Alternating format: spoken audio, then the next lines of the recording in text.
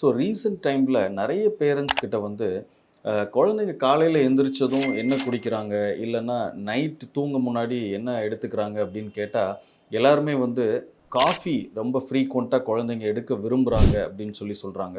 Coffee வந்து கிட்ஸுக்கு கொடுக்கறது நல்லதே கிடையாது. ஒத்துக்கிட மனசு இல்லைனாலும்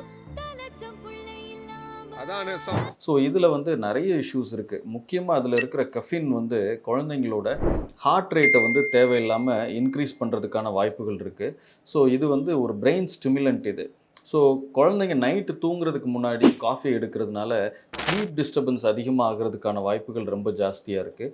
ஸோ அது இல்லாமல் இந்த காஃபியை வந்து எக்ஸ்க்ரீட் பண்ணுறதுக்கு குழந்தைங்களோட கிட்னியுமே கஷ்டப்படுறதுக்கான வாய்ப்புகள் ரொம்ப ஜாஸ்தியாக இருக்குது. இது இல்லாமல் ப்ரெக்னென்ட் மதர்ஸுமே ஆர் லாக்டேட்டிங் மதர்ஸுமே வந்து இந்த கஃபின் எடுக்கிறதுனால குழந்தைங்களை வந்து பாதிக்கிறதுக்கான வாய்ப்புகள் இருக்குது. ஸோ லாக்டேட்டிங் மதர்ஸ் கூட காஃபி இன்டேக்கை வந்து கொஞ்சம் குறைச்சிக்கிறது பெட்டர்.